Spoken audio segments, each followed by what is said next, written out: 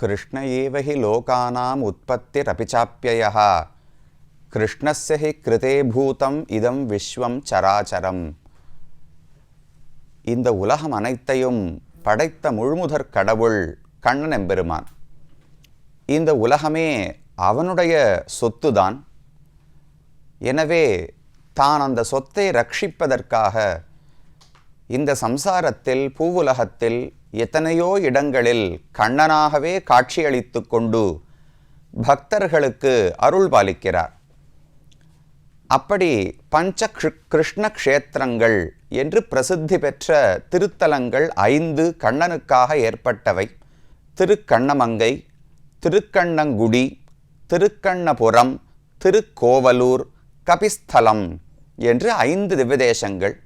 அதிலே கபிஸ்தலத்தை பற்றி நாம் முன்னமே பார்த்து விட்டோம்.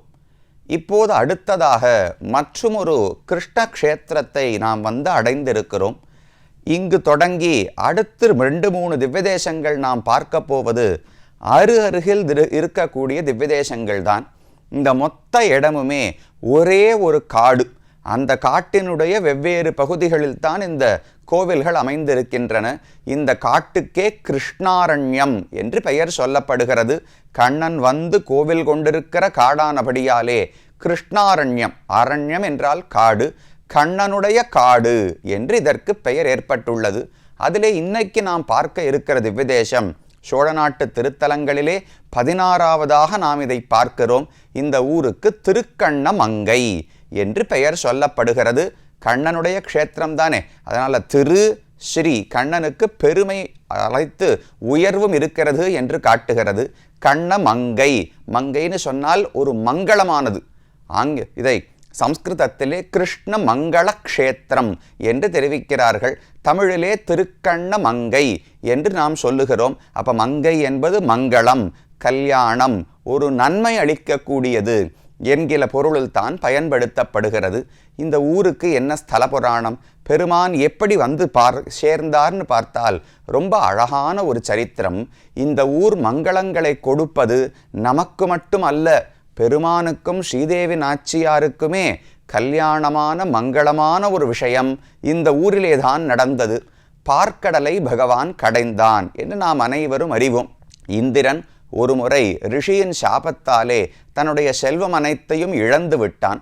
அந்த செல்வத்தை திரும்ப பெறுவதற்காக அசுரர்களோடு சண்டையிட்டு ஜெயிக்க வேண்டும். அதற்கான வலிமை அவர்களிடத்தில் இல்லை.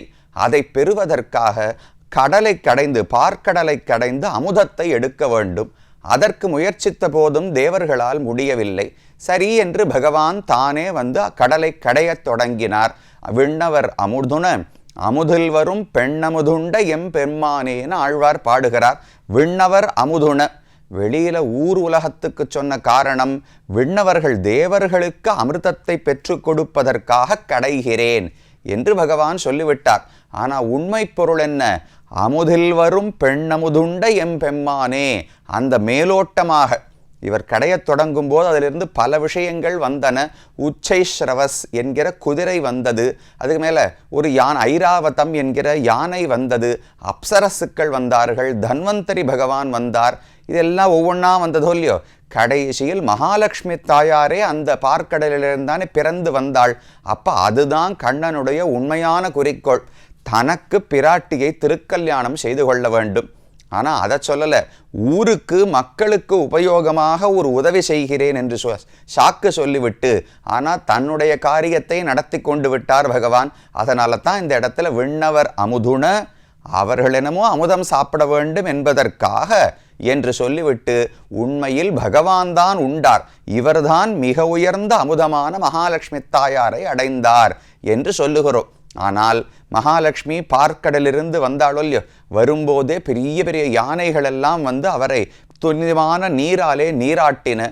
அழகான வஸ்திராலங்காரம் செய்து கொண்டாளாம். தலையிலிருந்து கால்வரை ஆபரணங்களை தரித்து கொண்டு கையில் வனமாலை, எந்த ஆடவனை தேர்ந்தெடுத்து அவனை திருக்கல்யாணம் செய்து கொள்ளலாம் என்கிற எதிர்பார்ப்போடு தாயார் வந்தாள். வந்தவுடனே பார்த்தா 33 கோடி தேவர்கள் நிற்கிறார்கள். எத்தனையோ ரிஷிகள், கந்தர்வர்கள், கிண்ணறர்கள் என்ன நடக்கப் போகிறதுன்னு பார்த்து கொண்டு பார்க்கடல் கடைவதை பார்ப்பதற்கு வந்திருப்பவர்கள் இருப்பார்களே, இத்தனை ஆண்களை பார்த்தவுடனே ஒருத்தியாக தனியாக இருந்த மகாலட்சுமிக்கு வெட்கம் ஏற்பட்டது. அதனால் பகவான் தான் கணவன், இவர்தான் புருஷோத்தமன் என்று தேர்ந்தெடுத்து விட்டாலும் அந்த இடத்தில் திருக்கல்யாணம் செய்து கொள்வதற்கு அவளுக்கு முடியவில்லை. வெட்கி அங்கிருந்து ஓடி வந்து இந்த இடம் கிருஷ்ணாரண்யத்தில் கிருஷ்ணமங்கள க்ஷேத்திரம்னு சொல்றோமே, இந்த இடத்திலே வந்து ஒளிந்து கொண்டாலாம் ஸ்ரீ மகாலட்சுமி தாயார். பகவானுக்கு ஆனந்தம், ஏதோ இந்த பெண்ணு விளையாடுகிறாள், சரி நாம் அங்க போய் திருக்கல்யாணம் செய்து கொள்ளலாம், ஆனால் நேர போனால் பயந்து போய் விடுவாள் என்பதற்காக தன்னுடைய முக்கியமான ஒரு சேனாபதி, அவருடைய படைகளுக்கெல்லாம் தலைவர், இந்த உலகத்தையே நிர்வாகம் பண்ணும் பொறுப்பெல்லாம் விஸ்வக்சேனர் என்பவரிடத்துல தான் பகவான் கொடுத்து வைத்திருக்கிறார். அவரிடத்துல கல்யாணத்துக்கு நாள் குறித்து கொடுத்தாராம். இந்த நாள் அன்றைக்கு நான் வந்து உன்னை திருமணம் செய்து கொள்ளுகிறேன், நீ எங்கேயும் வர வேண்டாம், கூட்டமெல்லாம் கூட்ட வேண்டாம், நான் நேர நீ இருக்கிற ஊருக்கே வந்து கல்யாணம் செய்து கொள்ளுகிறேன் என்று சொல்லி விஸ்வக்சேனர் நேர இந்த ஊருக்கு வந்து மகாலட்சுமி இடத்துல சொன்னார். சரின்னு அவளுக்கும் ஆனந்தம். அந்த தேதி அன்றைக்கு சரியா பகவான் ரொம்ப அழகான ஒரு திருக்கோலத்தோடு சங்க சக்கரங்கள், கதை, ஹசாரங்கம் அனைத்தையும் ஏந்தி கொண்டு பகவான் இந்த ஊருக்கு வந்து விட்டார். ஆனால் அன்றைக்கும் பார்க்கடலை கடைவதையே பார்ப்பதற்கு தேவர்களுக்கு ஆசை இருக்கும் என்றால் பெருமானுக்கும் பிராட்டிக்கும் திருக்கல்யாணத்தை பார்க்கறத ஆசைப்பட மாட்டார்களா? மறுபடியும் எல்லா தேவர்களும் வந்து இந்த ஊரிலே குவிந்து விட்டார்கள். பகவானுக்கு பயமாகிவிட்டது. அங்கிருந்து வெட்கப்பட்டு இங்கு ஓடி வந்தாள், இங்க மறுபடியும் இவர்களெல்லாம் பார்த்து அடுத்து எங்கேயான்னு ஓடி போயிட்டாள்னா நான் என்னைக்கு கல்யாணம் செய்து கொள்வது என்று நினைத்து தேவர்களுக்கெல்லாம் பார்த்து கண்ணால ஜாட காண்பித்தார்களாம். எல்லாரும் உடனே வண்டினுடைய வடிவங்கள் தேனீக்களாக மாறிவிட்டார்கள். தேனீக்களை பார்த்த உடனே பிராட்டிக்கு அதனால எந்த ஒரு பயமும் கிடையாது. எப்பவுமே ஒரு காதலின்னு சொன்னால் சின்ன கிளிகள் வைத்து கொண்டாலோ அல்லது புஷ்பங்கள், தேனீக்கள், இதெல்லாம் காதலன் காதலி எல்லாருக்கும் ரொம்ப உச்சிதமாக பிடித்தமான விஷயங்களாக இருக்கும். அப்ப தேனீக்கள் அப்படியே சுத்தி கொண்டிருந்தால் பிராட்டிக்கு ஆனந்தமாக இருந்தது. யாரை பார்த்து ஆண்கள்னு வெட்கம் இல்லை. அதனால இத்தனை தேனீக்கள் புடைசூழ பகவான் இந்த இடத்திலே வந்து மகாலட்சுமி தாயாரை திருமணம் செய்து கொண்டார். அப்பதான் பகவானுடைய திருமார்பிலே ஏறி அமர்ந்தாராம். பஷ்யதாம் சர்வ தேவானாம் யயௌ வக்ஷஸ்தலம் ஹரேஹே என்று தெரிவிக்கிறார்கள் ஆழ்வார் விஷ்ணு புராணம் முதலானவற்றில். அப்படி தன பகவானுடைய மார்பிலே ஏறி அன்றைக்கு அமர்ந்தாள். என்றென்றும் அதை விட்டு பிரியாமல் இன்று வரை மகாலட்சுமி தாயார் இருந்து கொண்டிருக்கிறாள். இதை பற்றி மற்றொரு சுவையான செய்தி. நஞ்சியர் என்று ஒரு ஆச்சாரியன் இருந்தார். அவருடைய ஆச்சாரியன் பராசர பட்டர். அந்த பராசர பட்டர் இடத்துல நஞ்சியர் கேள்வி கேட்டார், சுவாமி ஒரு சந்தேகம், இத்தனை ஆண் மக்கள் இருக்கிறார்களே, இருக்கும்பொழுது அவர்களுக்கு முன்னால் எப்படி இப்படி மார்பில் ஏறி அமர முடியும்? பெண்ணுன்னு சொன்னால் வெட்கம் இருக்காதா? அங்கு வெட்கப்பட்டதனால்தானே ஓடி இந்த இடத்துக்கு வந்திருக்கிறாள். ஆனால் இங்கே இத்தனை பேர் இருக்கும்போது ஏறத்துக்கு வெட்கமாக இருக்காதா என்றால் அவர் பட்டர் தெரிவிப்பாராம், ஆண்கள் கோஷ்டியில தான் பெண்கள் வெட்கப்பட வேண்டும், பெண்கள் கூட்டத்துக்கு நடுவில் எதற்கு வெட்கம் என்று கேட்டாராம். ஏன் தேவர்கள் எல்லாம் ஆண்கள் அல்லவான்னு கேட்டால் எந்த ஜீவாத்மாவுமே ஆண் கிடையாது, பெண் கிடையாது, மனிதன் கிடையாது, நாய் கிடையாது, விலங்கு கிடையாது, தாவரம் கிடையாது. ஜீவாத்மாக்கள், ஆத்மாக்கள், அவ்வளவுதான். இன்னும் சொல்ல போனால் பகவானுக்கு அனைவருமே தொண்டர்கள், பரதந்திரர்கள். அவர் மட்டும்தான் ஒரே ஆண் புருஷோத்தமன். மற்ற அனைவருமே பெண்கள் தான். அவனை திருக்கல்யாணம் செய்து கொள்ள வேண்டியவர்கள் தான். அந்த அழகான திருக்கல்யாணம் பெருமானுக்கும் பிராட்டிக்கும் பார்க்கடலை கடைந்து முடித்தவுடனே இந்த ஊரிலே தான் நடந்தது. அப்ப பகவானுக்கே மங்களமான கல்யாணம்னு நாம தமிழ்ல சொல்றோமோ இல்லையா, விவாகத்தை தமிழ்ல கல்யாணம்னு சொல்றோம். ஏன்? ஒரு மங்களமான நிகழ்வானபடியாலே. அதனால்தான் கிருஷ்ண மங்கள க்ஷேத்திரம்னு சம்ஸ்கிருதத்திலே பெயர். திருக்கண்ண மங்கை என்று தமிழிலே சொல்லப்படுகிறது. இதுதான் இந்த ஊரினுடைய ஸ்தல புராணம். இந்த ஊரில் பெருமானை சேவிக்க போனோம்னால் ரொம்ப அழகான அமைப்பிலே இந்த கோவிலே அமைந்திருக்கிறது. இந்த ஊருக்கே பலவிதமான சிறப்புகள் உண்டு. லக்ஷ்மி வனம்னு மற்றொரு பெயர். கண்ணன் வந்து திருக்கல்யாணம் செய்து கொண்டபடியாலே கிருஷ்ணமங்கள க்ஷேத்திரம்.